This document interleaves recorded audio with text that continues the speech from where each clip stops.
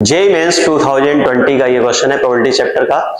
इसमें ये कह रहे हैं in a box there are 20 cards out of which 10 are labelled as A and remaining 10 are labelled as B. Card are drawn at random one after the other and with replacement till a second A card is obtained. The probability that the second A card appears before the third B card। इसमें ये कह रहे हैं कि एक box है जिसमें 10 A card है, मतलब जिन पे A लिखा है, और 10 कार्ड कैसे हैं B, जिन पे B लिखा है।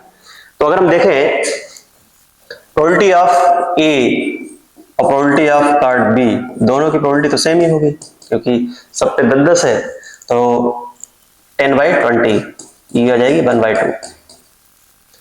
अब इसमें ये कह रहे हैं कि अपने को यहां पर कार्ड निकालने हैं, सेकंड कार्ड ए आ जाएगा, हम वहीं पर रुक जाएंगे और ये प्रोसेस तब तक करेंगे कि यहां पर इन्होंने कहा है कि सेकंड कार्ड आए, सेकंड कार्ड तो आए लेकिन वो थर्ड बी कार्ड से पहले आ जाना चाहिए, उसकी प्रोबेबिलिटी फाइंड करनी है। तो अगर हम देखें तो प्रोबेबिलिटी ऑफ, जैसे हम देखें पहला कार्ड निकाला वो भी ए आ गया, दूसरा कार्ड निकाला वो भी ए आ गया, तो काम हो गया। या फिर ऐसा भी तो हो सकता है कि पहला कार्ड ए आया, फिर दूसरा बी आ गया, फिर तीसरा ए आ गया। या फिर ऐसा भी हो सकता है कि पहला कार्ड बी आ गया, फिर ए आ गया, फिर ए आ गया। देखो 2 कार्ड ए आ गए तो हम रुक जाएंगे। या फिर ऐसा भी हो सकता है कि 3 कार्ड निकाले, उनमें से ये केस तो 2 बन गए। अब हम बात कर लेते हैं, जैसे पहले ए निकाला, फिर बी आ गया, फिर बी आ गया और फिर ए आ गया, ये भी पॉसिबिलिटी है। ऐसे ही अगर हम देखें, ऐसा भी हो सकता है कि पहले बी आया हो, फिर ए आ गया, फिर बी आ गया और फिर ए आ गया, ये भी पॉसिबिलिटी है क्योंकि 2 बी कार्ड तो आ सकते हैं, तीसरा बी कार्ड नहीं आ सकता है। या फिर ये भी पॉसिबिलिटी है कि यहां पर बी बी और ए ऐसा आ जाए। इसके अलावा और कोई पॉसिबिलिटी है नहीं, यहाँ पे इतनी ही पॉसिबिलिटी है, इन्हीं की हम प्रोबेबिलिटी फाइंड कर लें।